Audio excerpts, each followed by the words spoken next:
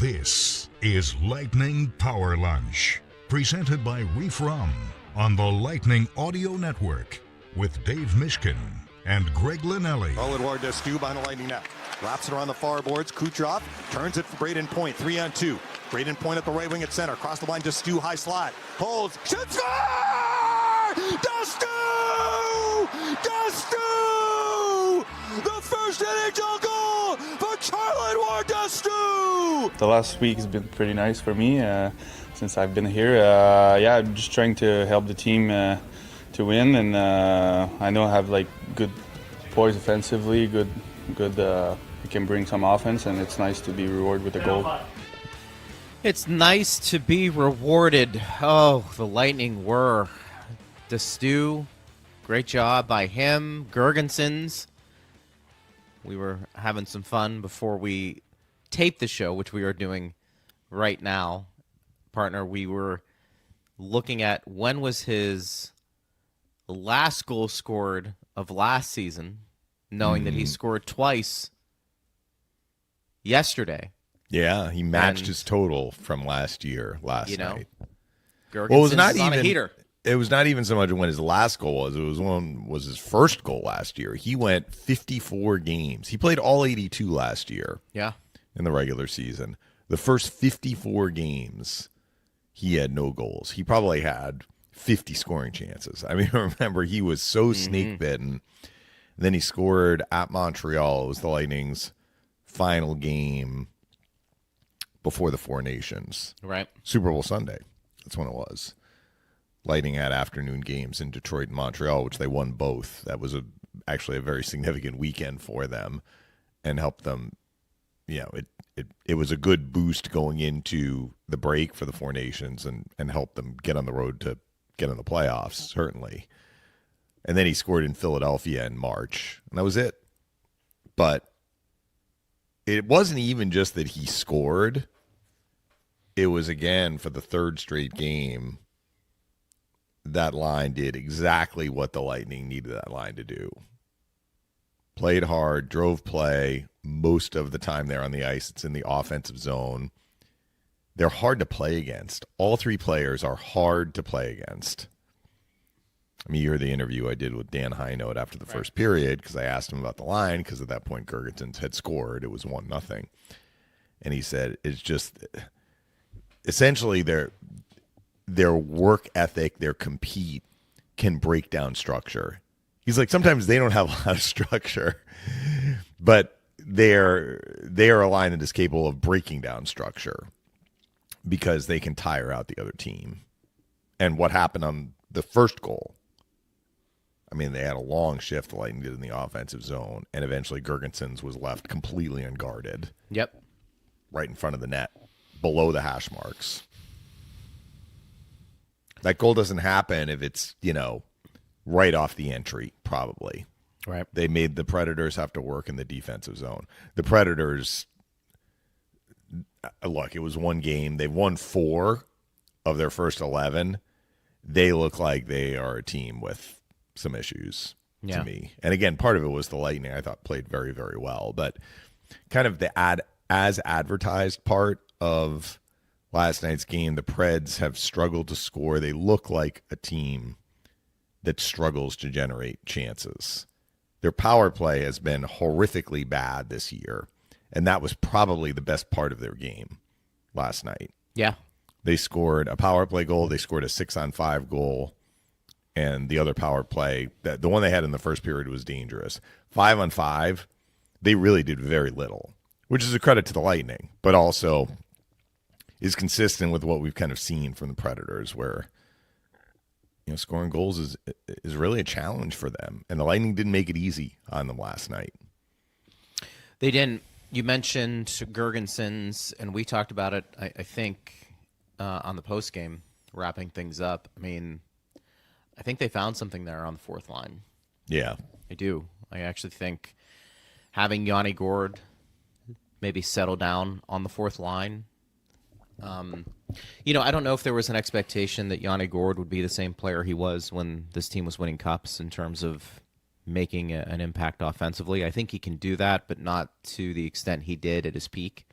Well, with the Lightning. What was it, a 44-game goal drought, though, when he was with the Lightning the first time But, I mean, around. I think when you looked at Yanni at his time with the Lightning, when he was at his optimal 20 level, to 25 goals. I think that was fair. You know, Yeah. I don't know if that was going to last a long time. Maybe, that period of time would have been 2 or 3 years where Yanni was probably that type of player.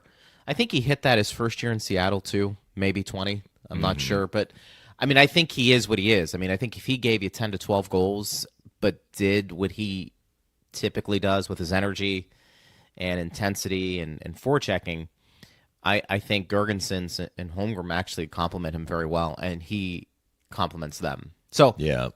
things can change. We know that. I mean, look at the lineup we've been talking about recently. I'm not sure we anticipated that at the beginning of the year. I think they found something there on the fourth line. And then you're starting to see what we thought is that some of these star players that the Lightning have are starting to produce. Yeah. And boy, does that help. Because when they're not, you can nitpick more on what the fourth line or third line's not doing. But when those guys are scoring and leading the way, typically how things are supposed to be, you're not picking at those role players as much. You're even praising them a little bit more when they're chipping in. But your stars have to lead the way. I mean, that's how this league has gone. And I think for the most part, the Lightning have been really good over the last decade of getting their stars to lead the way. They got off to a slow start. It happens. John Cooper gave some commentary about that in the post-game show when we played it on the last call. Is that, was it because the veterans missed some time in preseason? Maybe. The benefit of that was some younger players got to show what they could do. And look, D'Astous, James are probably two guys. That's the best example we can give. Crozier as well. All of them, ironically, are with the big club in some capacity and contributing. And I think through this, maybe we're going to start to see the identity really form for this Lightning team. The star players performing, and maybe they have found a nice rhythm with some of the other guys who weren't considered regulars to start the season.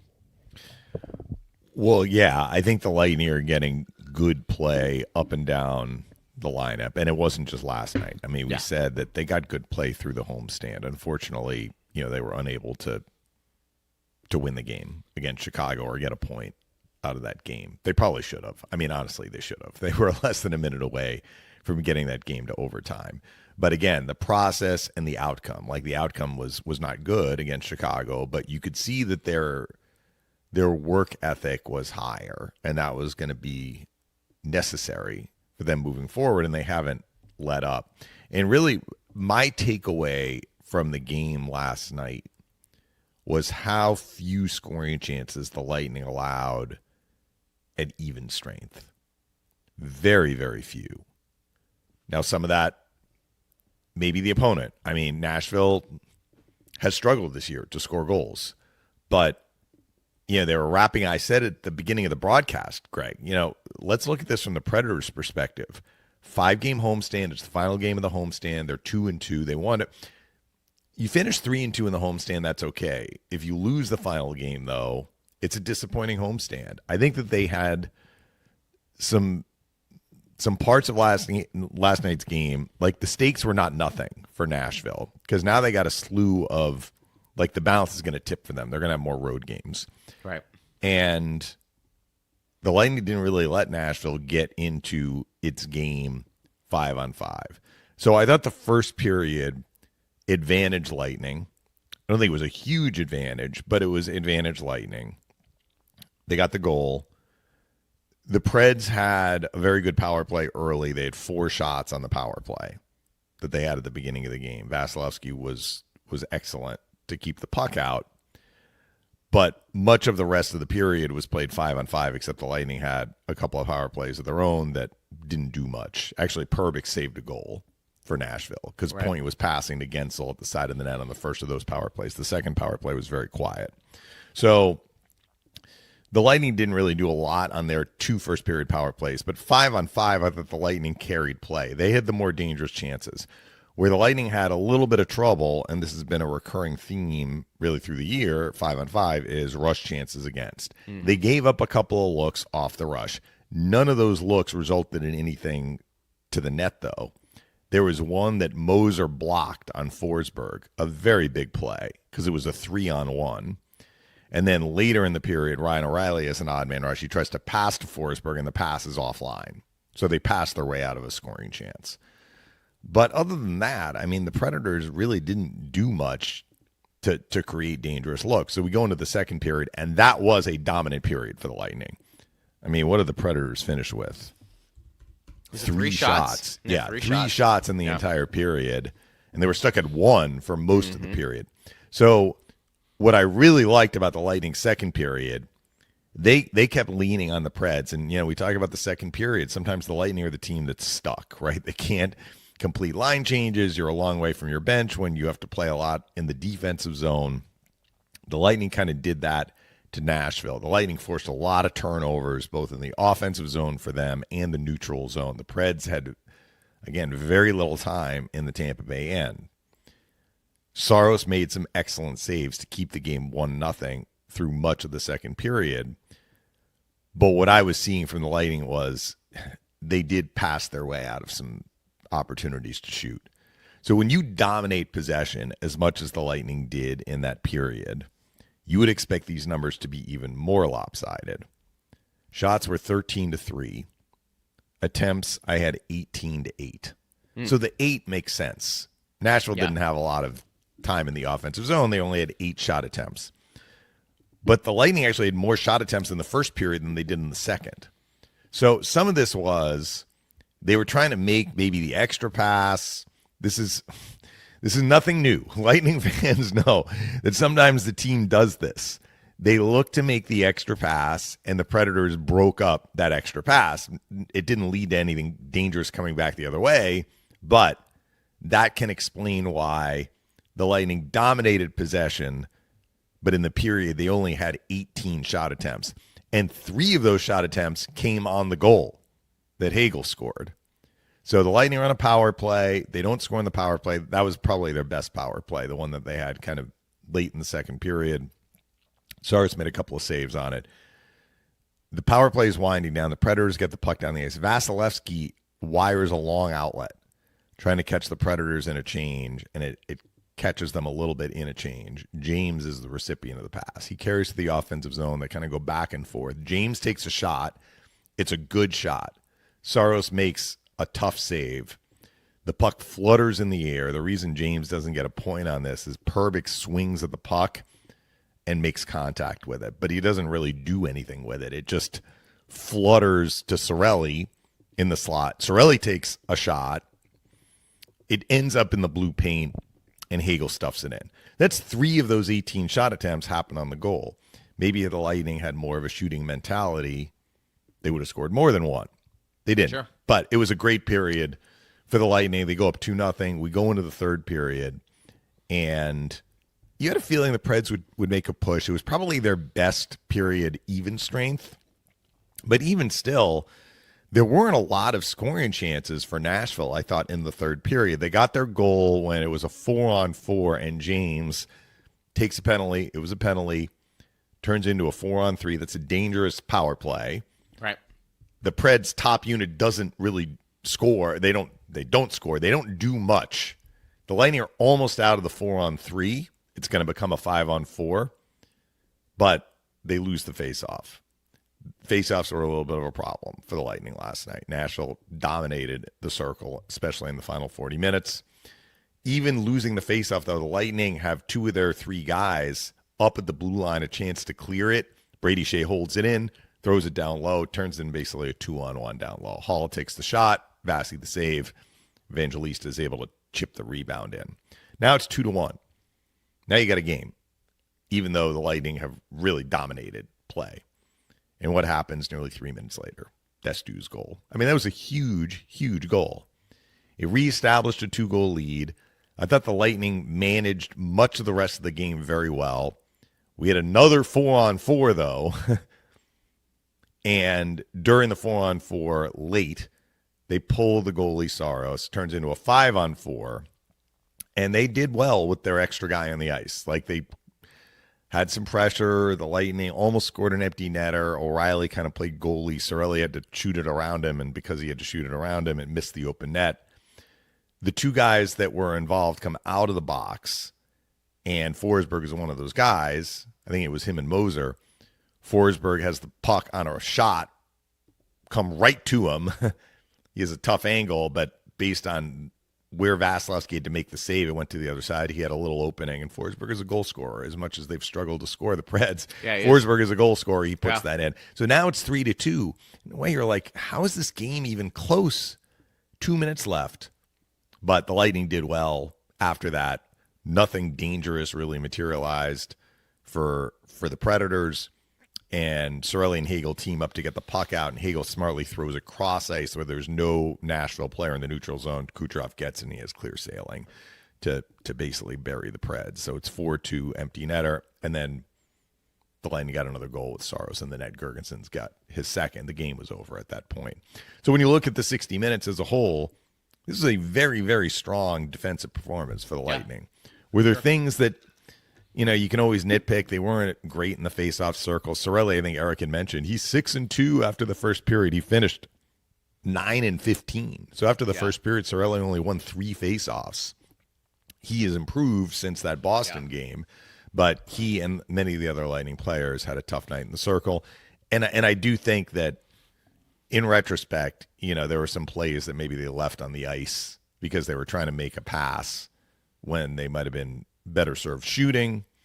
But when you're dominating possession like they were for the bulk of the game, it didn't really come back to hurt them. So 3 wins in a row. They get to 4-4-2. They're 2 points off playoff pace, but they're in a lot better shape than they were before this 3-game winning streak. That's for sure.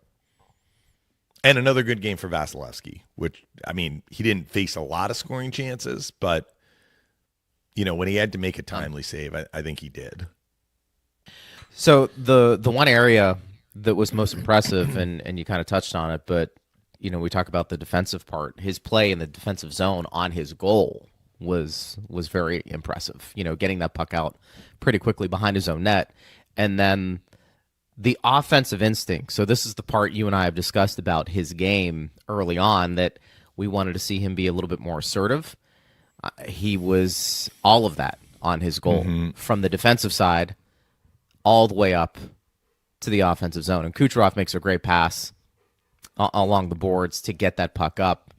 Point does the rest, and D'Astous does what he eventually did, which was, get the puck on net. But it started in his own zone. And that kind of speaks to your point about, look, we can talk about the 5 goals, and we're used to seeing the Lightning score 4 and 5. But when things are clicking for this team, the way probably John Cooper would look at it and say, if we have 3, that should be enough. Yeah. 3 goals should be enough for us to win a game. And it was enough last night. And it was. Because Nashville only got 2.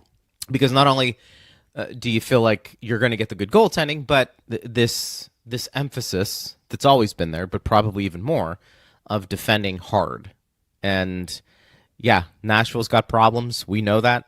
But you and I have also seen games where a struggling team comes in, and if the Lightning aren't buttoned up, they can do some damage. That has happened over the course of time.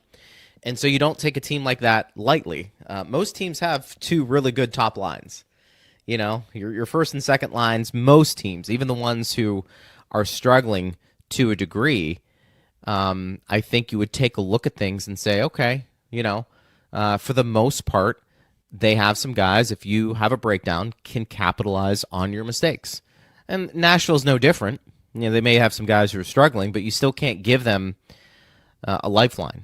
And I thought for the most part the Lightning did that. And on the road, I think it's even more impressive, to do what they did. So I'm curious for our audience out there, when you take a look at the Lightning's game, there's not a lot to quibble about over the last 3 games. We can talk about the face-offs. That might be the one thing that's starting to, I don't want to know if it's a huge concern, partner, but certainly teams do address that, particularly around the trade deadline if they can.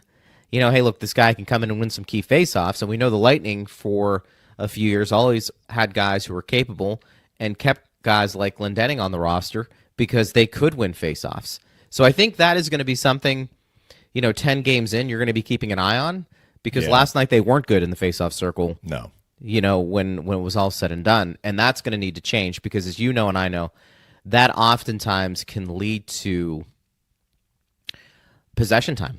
I mean, that can change the complexion of a game. You win an offensive zone face-off, and all of a sudden, you can't get the puck out of your own end. We saw that a little bit at the end of the game when the Predators had the extra attacker on the ice. It felt like they were winning a lot of those face-offs, and when the Lightning won a face-off, it was rare, but it happened at the end of the game. They didn't get the puck out. So, I mean, they did better in the circle during the homestand. So, I'm willing to say that this might have just been a one-off. O'Reilly is very, very good on face-offs. Yeah. Their best guy actually last night was Haula. He went 11-4. Holla. Yes. He has played for a lot of NHL teams, but that's not because he isn't wanted. I think he's a good it's player. because he is wanted. Yeah, he's a good player. He's a very capable NHL player. But he, like a lot of these guys on Nashville, I don't know what to make of that. Problems scoring. And I mean, look, the easy answer, at least for last night, is they do miss Yossi. Yossi drives play for them, especially when it comes to, like we talk about, Brayden Point being the transmission, of the Lightning engine transporting the puck up the ice. Yossi does that a lot for Nashville. Not that he plays the whole game, but I think that they miss a guy like that. Shea was doing what he could to fill in Yossi's absence, but he's not Yossi. I mean, he's not. Made a nice play on the Evangelista goal, but they miss him. Does it feel like they're an older team too? That if the free agents they brought in, but those are the guys. Marchessault, Stamkos, they're in their mid-30s. Right. Shea, I don't think is in his mid-30s, but I mean, he's definitely. But they're not 22. A veteran, right? Yeah, I mean, I guess that's my point. Well, the 22-year-olds, they had that Martin. Yeah. That they sent back to junior. He was the 5th overall pick in last summer's draft, and they have Matthew Wood, who I liked in the preseason. He was less noticeable last night. I just feel like Spencer Stastny, they like him. I mean, he's probably a middle defenseman at this point in his career. But they don't. I guess what I'm saying is it feels like they're relying heavily on these veterans to push things forward. And if they're going to struggle like this, teams like that typically start to sell off midway through the year. It's possible, if you can do it. If you can do it, right. Is there more value with one of those veterans for a team who's contending when you're out of the playoffs? It just feels like the way Nashville is built, maybe they do have some young talent coming, but it certainly feels like the last couple of years they're going to ride with these veteran guys. They almost make like one last push. Mm-hmm. And if they're not going to push, and it kind of puts you in this state of mediocrity, because you don't have somebody to push. Last year they were worse than mediocre. Yeah, I was probably. I mean, if you have the 5th overall pick, that's a bad year. Saros had a bad year statistically. Apparently, he is playing better this year, and I thought he played. I mean, except in the end of the game, like he probably gave up on that last one. But up to the point that D'Astous scored, he was holding his team in it. And I guess he's had a better year this year. But, that's Nashville's problem. I mean, the Lightning are going to see them again until late March. It may, to your point, be a very different-looking team at that point. The Lightning now look ahead to their final game of the month and their final home game before they head out to Utah, Colorado, and Vegas. That is going to be a very, very challenging road trip. It'll be demanding. But they have a very good opponent coming in tomorrow, Dallas, which I think a lot of people feel the Stars are legit cup contenders. I mean, certainly they could have won the cup last year in that they got to the Western Conference Final and were looking very good through 2 rounds, and they lost to Edmonton for reasons A, B, and C that we don't need to get into, but that doesn't take away from the quality of their roster. Interestingly, they made the coaching change, though. So I'm kind of curious to see if in the long run that was a net positive or a net neutral, or they certainly hope it's not this, a net negative. But they are a very, very good team, and they did beat the Lightning in Tampa last year. We can get more into them tomorrow. Yeah. Douglas That's another national game, by the way. Yes, and Kuch is going to be honored. Yes, pregame. 1,000 points. I had somebody partner, and sometimes we're so focused on what we're doing on the radio side. I don't know if you have any insight. Maybe Steve does. George said, guys, thanks for the show. We appreciate it. With the game tomorrow on TNT, will the spot be broadcasting Kuch's ceremony? Thanks, and go Bolts. They do a pregame, but I don't know when they have to get off the air. Usually, if you're doing a pregame, you have to be off the air by game time. And the ceremony, I think, technically is game time. But that's beyond my sphere of knowledge. Yeah, Steve says he doesn't know about the timing of the ceremony, but there will be a pregame on the spot. Okay. Al had this question yesterday, partner, before we signed off. He said, concerning D'Astous, he may be the future if McDonough decides to retire or doesn't resign. I don't know what that means. I don't think either of those. I think McDonough is resigning. Again, that's my opinion. But D'Astous is an offensive defenseman who, through his time in pro hockey, has learned to become a more well-rounded, and these are his words, basically, because he joined me post-game. When I asked him about, his 3 years in Europe and what ways that benefit his game, he's like, I really became more responsible. Well, you skate on a bigger rink, too, right? That's one of the things I took exactly. From that, he skating. mentioned that. Yeah. But to say that, after 3 games, Charle-Édouard D'Astous is, the heir apparent to McDonough, I would not. First of all, it's unfair to D'Astous. And second of all, I'm not sure that, we're in a position to make that leap. Because it would be a leap. Ryan McDonough is one of the best defensive defensemen of his generation in the NHL. So, look, D'Astous has come up. He has given the Lightning a tremendous boost, both in terms of what he's done on the ice and just adding juice to the lineup. I think he and James have helped. The Lightning look like they're playing more on their toes. I mean, it's not just them, but they're part of it, and Coop said as much. So I think we should enjoy the fact that this is, first of all, a benefit to the Lightning that he is up and playing well, and a great, great story. 27 years old. I mean, you heard the story. His dad passed away unexpectedly while he was over in Europe, and here he is, short time later,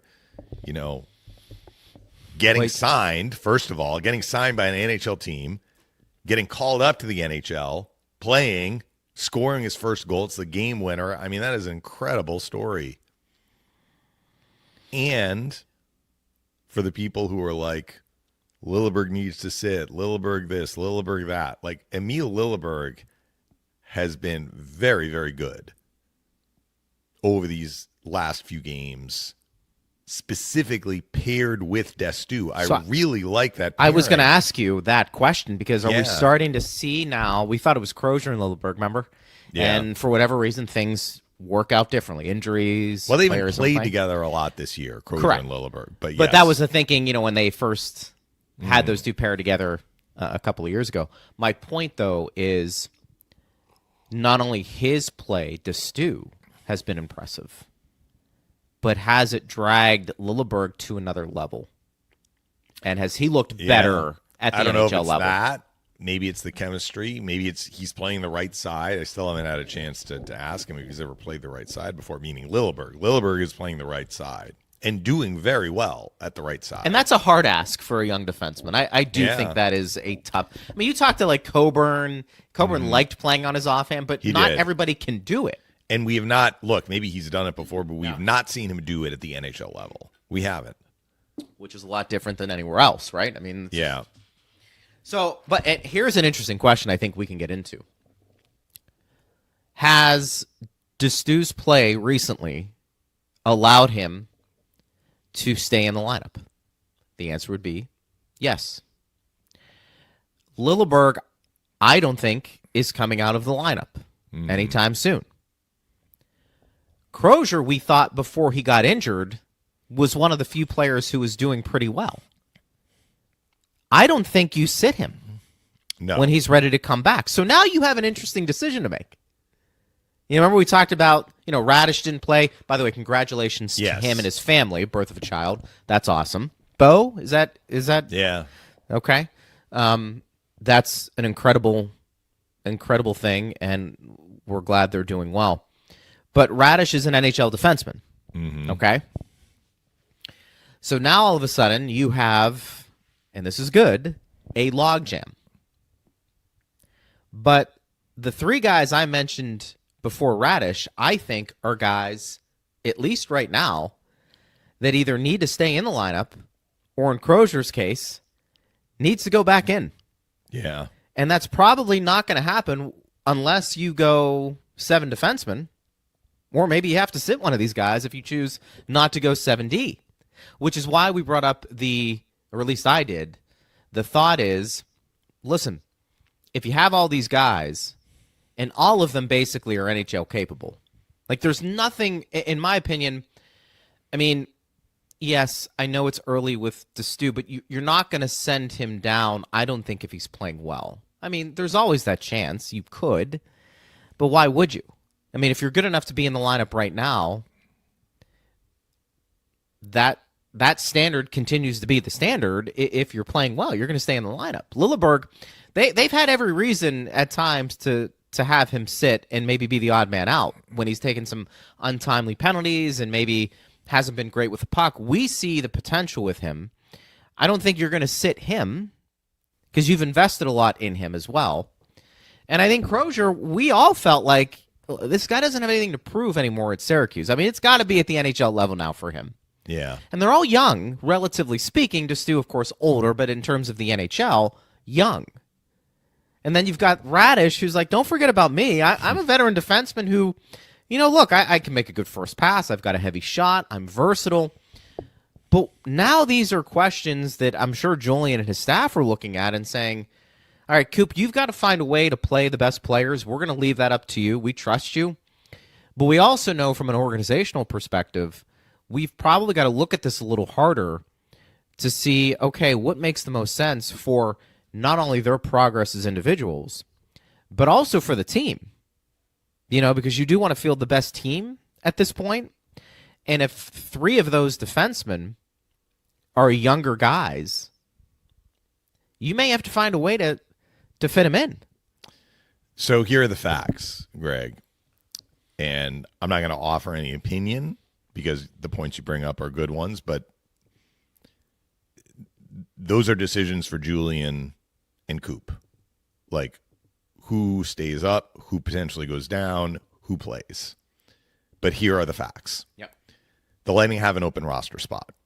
They used that open roster spot for Sabourin last night, so Sabourin has served his 4-game suspension now. So if the Lightning want to call up Scott Sabourin and actually play him, they can do that. So good on Julian for kind of massaging the roster the way that he did it. Honestly, in some ways, the Crozier injury, unfortunately, allowed them to open up a roster spot and have Sabourin serve his 4 games. So Sabourin, I don't know that they've actually sent him back down yet. We're pre-taping today on Wednesday, but that's going to happen. So they're going to have an open roster spot. If they need to activate Crozier, Crozier can take that open roster spot.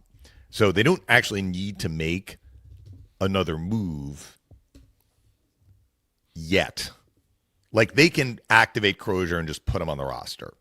The difference would be that, unlike the start of the year where they had 14 forwards, 7 defensemen, 2 goalies, they would have 13 forwards, 8 defensemen, 2 goalies, with the 6 who played last night, plus Radish, plus Crozier. Okay. They could start going to a lineup of 11-7. We saw it on the Sunday against Vegas. And Coop likes doing that. For what it's worth, Douglas had a fairly low minute game. It wasn't as low as Saturday, but Douglas had 7 shifts.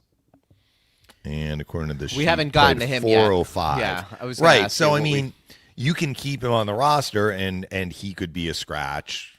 Like, if you wanted to go 11-7, that would be one way to do it, and you're scratching 1 defenseman as opposed to scratching 2 defensemen. The other thing that I will mention, and I'm not saying that this is going to happen, I'm just saying these are the facts. D'Astous and Crozier, I don't think Crozier's going down, but D'Astous and Crozier are waiver exempt. So while I agree with you that D'Astous has come up and played well enough to basically have anyone say who's watching him, this guy can play in the NHL and deserves to stay, certainly based on what he's shown in the 3 games that he's been in there. If the Lightning need to create a spot, they can send D'Astous down. He's waiver exempt. I just double-checked that before we went on the air today with Puckpedia. Puckpedia has the thing next to D'Astous. He is waiver exempt. I think it has to do with, prior to this year, no NHL games played, time in Europe, although he did spend some time playing pro in North America prior to going to Europe, but I guess that hasn't affected his waiver exempt status in a way like Stahoviak, as we talked about. So those are the facts. You got 2 of those defensemen who are waiver exempt, and D'Astous would probably be the guy to go down if they decide to go that route. You have an open roster spot, so you can activate Crozier and maybe as soon as tomorrow and work your lineup with 8 defensemen. And either 1 sits, 2 sit, depending on what John Cooper decides to do. But I don't know what they're going to do. I'm just telling you, like, this is what the landscape looks like right now. Then, of course, and we had fans asking us this yesterday, what about Nick Paul? Well, that's not going to happen tomorrow. So in the very short term, you don't have to make a decision on an additional roster move, because I don't think Paul is coming off until at the very earliest when they go on the road this upcoming weekend. So we'll see. By the way, we didn't get to this because we were on the air before the news came through on the waiver wire. Chafee did clear. Right. So Chafee's still a member of the Lightning organization. He got I guess not surprised by that. I mean, I don't know. You never know a team. Maybe it's too early in the season to take a flyer. Who knows? On somebody from another That's what I organization. said. Most players who go through waivers do clear, but not all of them clear. Yeah, right. Sure. It is going to be very interesting because I do think one of the things about the Lightning that they do very well is that if you deserve to be up here, you will be up here. They will find a way. I mean, they promote guys down in Syracuse for the most part. If they're playing well, they'll bring them up. Regardless of kind of where they are in the pecking order of prospects or contracts, I mean, they typically are like, look, we're here to win, and a big part of this is going to be finding guys down in Syracuse and come up and play. I do think it is going to be interesting with the competition they've created. One of the biggest effects that will have on a team is guys who find themselves on the outside looking in and using them as trade bait to address somewhere else. Mm-hmm. And it may not happen right now. It may not happen now. It may happen later. But all of this, I think, is beneficial to the organization. Because in many ways, you do have to look at some of these players, maybe all of them, but to a lesser degree, outside of your stars as assets, not only for your team, but what can you do potentially to address something? And if you have a surplus of players on your team that somebody else maybe is looking at, you might be able to parlay that into something very beneficial or a weakness that you haven't been able to address with the current group. And so I say keep bringing it on. The more players that show well is not only going to help the Lightning, first and foremost, partner, on the ice, but it may help them in a roundabout way in a trade at some point. So all very impressive. The guys who are brought up aren't looking out of place, and I do think that is a credit to the staff. And I mean, it really is. I mean, because you see a lot of times young players come up and they scuffle. They just can't figure it out. And look, Gonçalves to a lesser degree was like that last year. Mm-hmm. But when he went back down that second time and he came up, he was a different player. And so you give credit to the player, right? I think. But you also, I think, give credit to the staff for probably working with him and saying, okay, this is what we want to work on. You're still a really good player in our eyes, but let's do more of this. And then it's up to the player. But it's been a nice mix. Well, you're talking about development. I think in the case of James and D'Astous, I mean, they really haven't been exposed to just finding those guys. Yeah. So, I mean, when you say it's impressive, it is really impressive. Yeah. So first of all, there's a bit of a leap of faith here from the scouts who are watching them play. Because when you're watching Dominic James play at the NCAA level, you may really like what you see, but it is still different. Like, you have to try and project how this guy's game translates to the pro game. We talked about that a little bit on yesterday's show. And D'Astous is playing in a very good league last year. The Swedish Hockey League is a terrific league, and he got named the top defenseman. So clearly he made an impression within the league. And any one of the 32 teams in the NHL could have, and maybe more than the Lightning did it, but could have offered him a contract. The Lightning got him. But clearly the Lightning scouting department saw enough.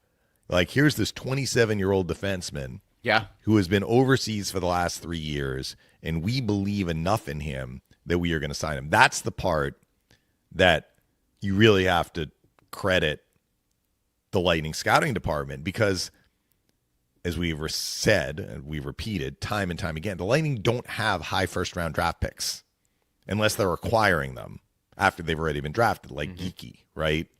Correct. So you have to build your depth differently. And sometimes your depth is a 22, 23-year-old college player who's a free agent. Sometimes it's a guy like D'Astous, who's 27, but I mean, he's got a long runway in his career still. He's 27 years old. But they found this guy. I'm not sure if the organization knew until they actually saw these guys in training camp and the preseason if their game would translate as well as it has. First at the pro game for James. D'Astous has played pro hockey, and then the NHL game. But I think there's no question that I said this about James. I'm going to say the same thing about D'Astous. They can play. They are NHLers. Yeah, they are. They're going to have ups and downs. They're going to have dips. All of that is on the horizon for them. I mean, it's not just going to be smooth sailing. Every game is like rolling down a street where every light turns green and you just, go, go, go, go, go. Mm-hmm. Like, you're going to have some stops and starts. You're going to, James took a penalty last night that hurt, right? So, I mean, there are going to be elements within games where they are learning, but there is no question that they belong in the NHL. And that is a credit to the Lightning scouting department. Like, they found these guys. Well, you're right. And those guys are going to be in the lineup on Thursday. Yeah. I think more importantly, the coaching staff is confirming what you've said. Guys make an impression. There are certain things they're doing that they say that translates to the NHL. They can play here. Mm-hmm. Other guys come up and you're like, I'm not sure. Does that, is okay. I get what he's doing. I mean, it's like D'Astous and James, we like what they're doing. Right. Get them in there. And I don't think they're coming out. Obviously there's circumstances that can make that happen for sure, but there's nothing they've done that would tell me they need to sit when everybody's healthy. I did think James was going to get an assist last night. It was a bit of a 50-50 call. Yeah. But look, he had another game where he had a positive impact on the game, and I believe that. He did. Do you think when Paul does come back, we get into this conversation so much about players being put at their natural position? I mean, we've talked about that with Geeky. We've talked about that with other players. Is this going to be another situation, partner, where you think somebody's probably going to just have to play on the wing who's a traditional centerman? Yeah, but I mean, is that going to be... I mean, even if you're taking James out of the conversation, I mean, look at the fourth line. Those are three centers. Gord, Girgensons, and Holmberg are all centers. Now, I don't worry too much about them. But I understand. Yeah. I understand what you're saying. But like, Nick Paul has not played center throughout his time with the Lightning. I think he did in Ottawa. But based on the surplus of centers the Lightning have and how versatile Nick Paul is, they have used him at wing. And he has looked fine at wing. We'll go back to what Phil said when we asked him about it. He's like, some centers really need to stay at center. Some centers can play wing. And he used Yanni as an example. He's like, Yanni Gourde can play the wing. So it depends on the player. Nick Paul can play the wing. He can. A guy I've not seen on the wing a lot is Cirelli. I mean, maybe it's happened, but generally Cirelli's in the middle. Same with Braden Point. I mean, when Braden Point and Stamkos were playing on the same line, those are two centers. Stamkos played the wing. Point played center. And I don't anticipate those guys moving off of being a center. Right, but I'm just, and it's not saying like Braden Point is a great player. Like if you ask him to play wing, he could probably do it. But the Lightning's preference is to have him at center, and that supersedes any other consideration. Nick Paul falls into a different category where, you know, we have some fans maybe are like, Nick Paul should be at center. Nick Paul is better at center. But if your center spots are filled in a way that you don't want to move those other players, Nick Paul can be put on the wing. And sometimes it means, for a guy like Paul, it means playing in a top six.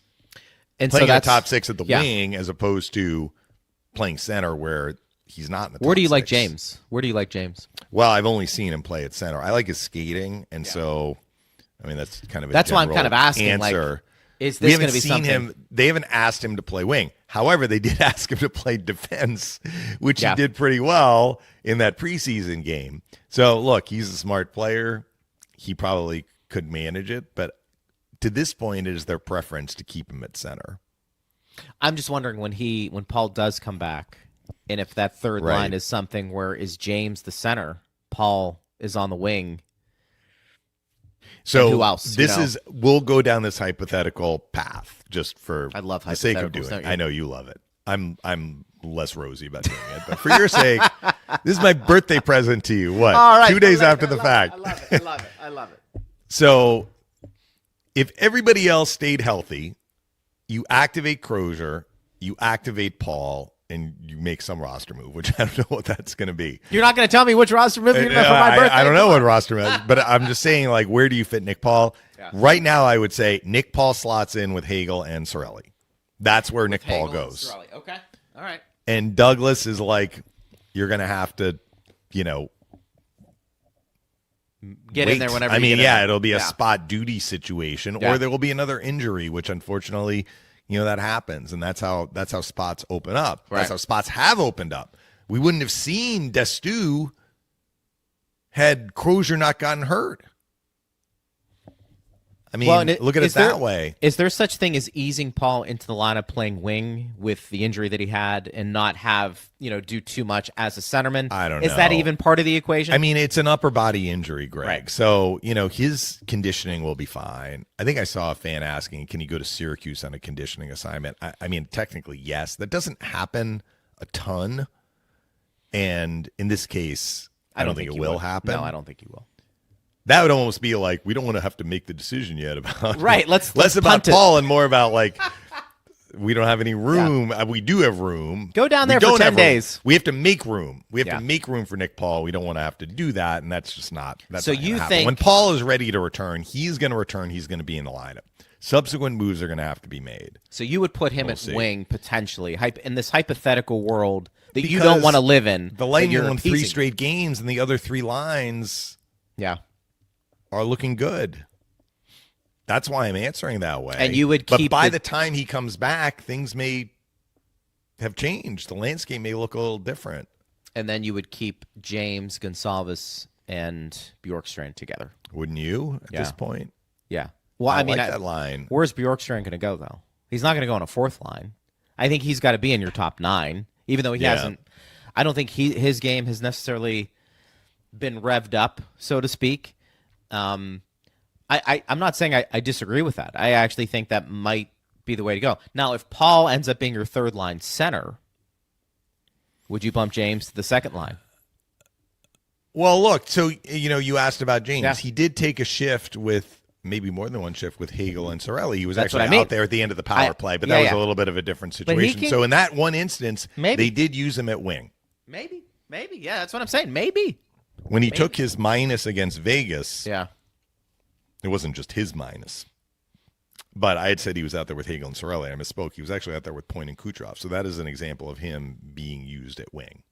Because I think that was the game where they used 11 and 7. I think Gensel had just taken a shift. I'd have to go back and look. I think Gensel had been burned on an earlier shift. So they needed someone to play with Point and Kucherov, and they threw James out there, probably at wing. and William Karlsson is a center, but I mean, that was his man. And Right. Karlsson got open and scored the one goal that Vegas got in that game. So as we look back, I hadn't really thought of it, but, when he is slotted with his kind of quote-unquote regular line, he is at center. But when the Lightning have needed to fill a spot, and they've used a variety of guys, Yeah. Girgensons, Douglas sometimes, Kucherov, Gensel, like the Hagel-Sorelli line, we have seen James used. So, yes, he has been used at wing very, very intermittently, but they have used him there.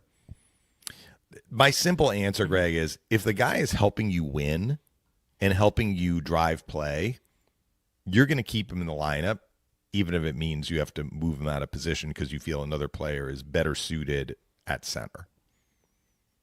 I don't think it's going to be a situation if they decide to put somebody at center on the line that James is currently centering.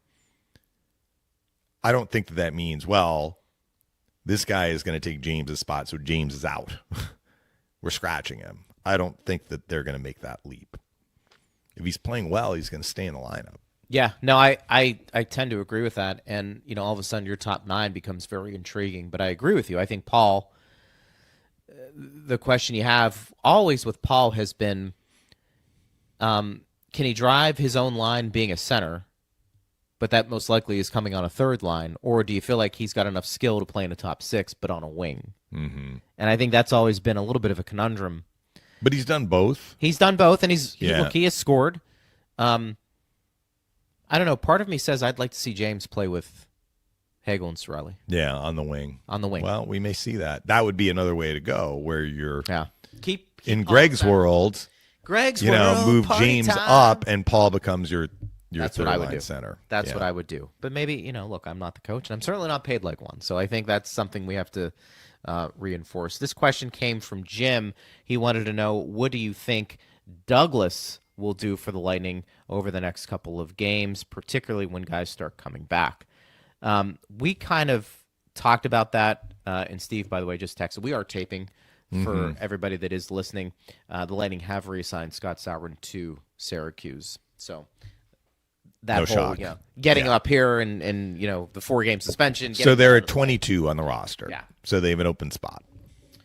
I don't know. What is the threshold where he doesn't have to clear waivers? I don't know the answer to that with Douglas, correct, if he spends so much time at the NHL No, level. it's for the rest or of the it's year. for the rest. I mean, So- he's always going to have to clear waivers. So but the Utah reclaiming him part, we found out That's right. yesterday from a fan that it's through the rest of this year. I think it was a big enough deal and a big enough investment for them to keep him on this team opening night and have him take a roster spot, even though he's not playing a lot, where that would be an interesting one where all of a sudden you would just get rid of him when everybody's back.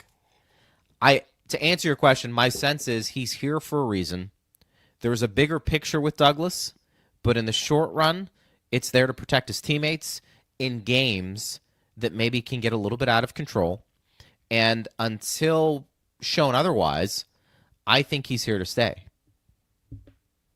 And that's how I would look at it. So it's a need I think the team believes they have to have. Having his presence. I just do. And the fact that they invested that type of blood, sweat, and tear to bring him here opening night and to keep him on the roster, even though he's only playing 3 to 4 minutes, maybe a little bit more, depending on the circumstance, I just don't think you give up on that. And this is one where maybe the actions speak louder than the words. Yeah. So that would be my answer to that question. But I think along with Lilleberg and his play, I feel like those are two of the biggest questions we get from our fans. Yeah. What do you think about Douglas? Why is he here? Right. And Lilleberg, I get it. I gave you the minutes for Douglas. He had 7 shifts, 405. So look, that's pretty low. It's basically a situation where you're playing 11 and 6 when you have a forward only playing 4 minutes. Lilleberg had 19 shifts, played 15 minutes and 34 seconds. Yeah. Which is more than, I'm looking at the other defensemen. It may have been the lowest amount. Yeah, because D'Astous actually played a little bit more. Charle-Édouard D'Astous got some power play time, which bumped his total up. Right. He played 16:39. But Lilleberg playing 15 and a half minutes is, I mean, that's not the equivalent of That's 4 not 8. minutes for a forward. Yeah, that's not 8 minutes. That's a regular shift. Yeah, that's for sure. And if he's going to have some chemistry now with Stu, that is always interesting. I mean, look, we made such a big deal with Cernak playing with McDonough and why that allowed Cernak potentially to be the defenseman he is. Why can't the same be said for D'Astous and Lilleberg, even though, obviously D'Astous not McDonough. We understand that. Yeah. Sometimes you just find chemistry with a player. I mean, it happens. Victor Hedman has had chemistry with players who you wouldn't think typically he would have chemistry with. Jan Ruta, probably a good example, in terms of what he was doing. By the way, tonight, enjoy some Reef Rum. Smooth, versatile, and now pouring at Benchmark International Arena. Order a Tropical Wave or a Lightning Mule, and taste why fans are switching. Reef Rum is a premium craft Florida local rum built on authenticity, quality, and easy drinkability. Ask for Reef Rum by name. Go Bolts! Please enjoy responsibly. So tomorrow we've got the game, and we'll be on the airwaves live, correct? Yeah. We are going to go live, which I'll be is at the always morning good. skate, so I'll be in studio.